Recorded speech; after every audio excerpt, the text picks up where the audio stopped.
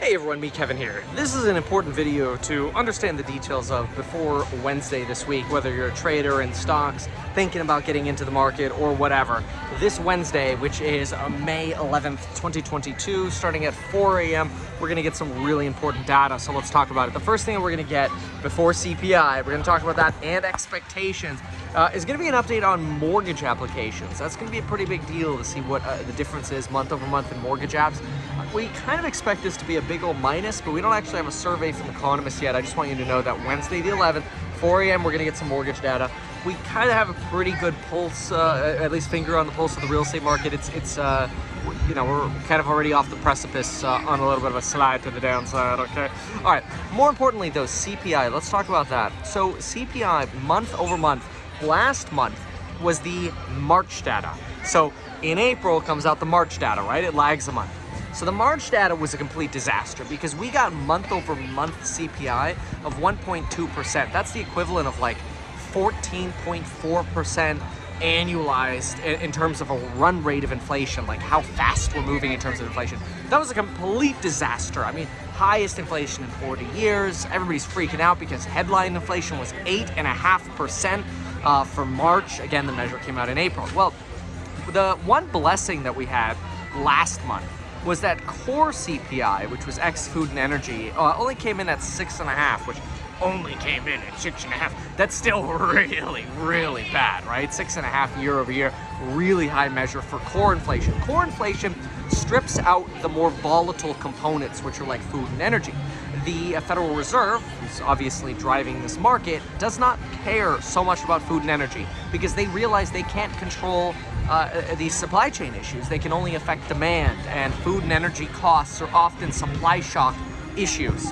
So when we strip those out, we get to sort of what's core, like, you know, how much are doctor services going up, or your dentist, or your washing machine, and, you know, your car, and things like that. So that's part of more of core. Computers, business services, so on and so forth. Anywho, the expectation for an annual rate of inflation that comes out at 5:30 a.m. Wednesday morning is 6%. That's a decline of 0.5%. That's still very large, but that's a much better core inflation number than what we had last month, well, in March, coming out in April, which was 6.5. So expecting that to be 6%. The headline number, instead of being 8.5 or worse, getting worse to like 9% or 9.5%, that number is expected to come in at 8.1%. You should write these things down too, so when the numbers come out, you're like, oh crap, how much did it miss by? It's just like, I don't know, it's rarely perfect. Anyway, this one's pretty wild. Listen to this. CPI for the month over month figure. This is the estimate for month over month. This gives you sort of the speed we're going at. It's not, you know, giving us an annual estimate. It's just the speed we're going at within a month. The survey is calling for a 0.2. Now that's actually extremely low because 0.2 times 12 to get that speed only gives us 2.4. That's a very low rate of inflation. In fact, if we can get CPI coming in at 0.2, that's actually consistent with the Federal Reserve's belief that we want inflation to be around 2.5%, right around there. 0.2 on a month over month basis is great. That would be phenomenal because again, that'd be about 2.4%.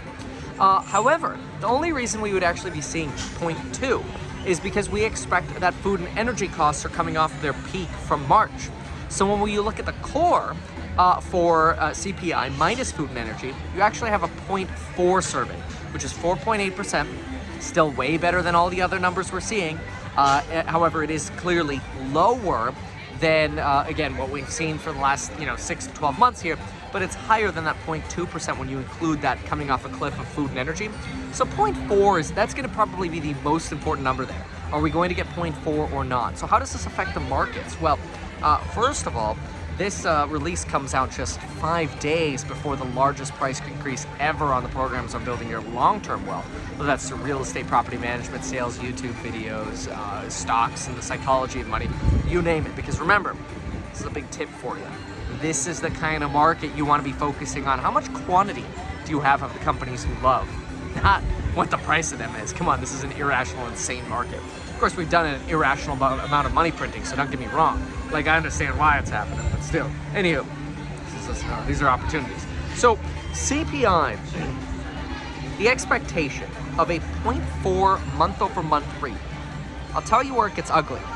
If we get a read of 0.7 or higher, we're gonna miss anything anybody's forecasting. And 0.7 is like an annualized run rate of 8.4%, which is just as hot as March.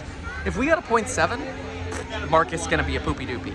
We miss on that headline number, you know, we end up, instead of getting an 8.1, getting another 8.5, poopy doopy. These are things that are going to be leading to that 75 BP hike from the Fed, which some members have said, hey, you know, we're not taking 0.75 off the table. Jerome Powell saying, you know, it's not a consideration right now. Instead, we're just going to do 50, 50, 50, which really, if you think about it, 150 and then a 75 and then 25s is really kind of like a 50, 50, 50 and then 25s, right?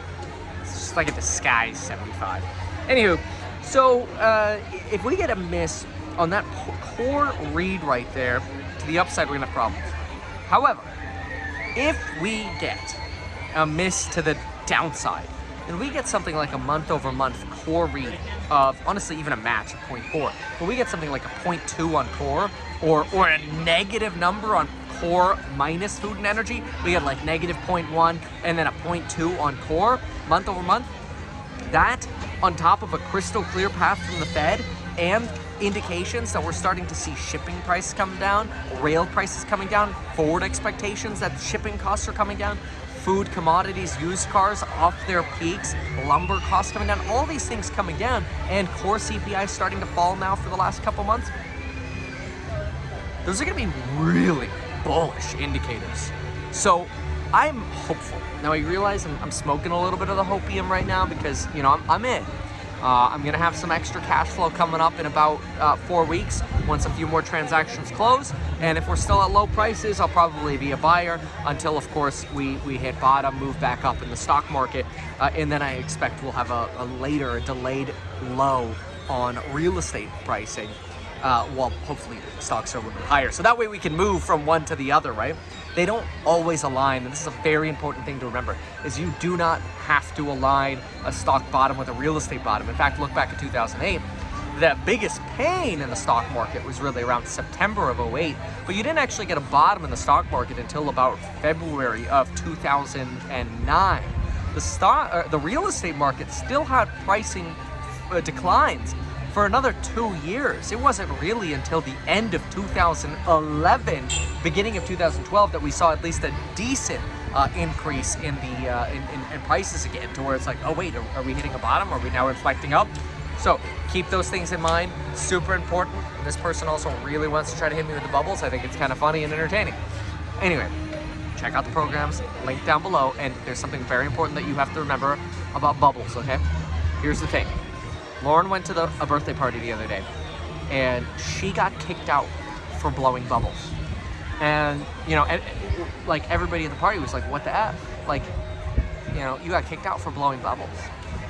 And, you know, it wasn't until later we got home with our family, and people were like, so what was Lauren doing again?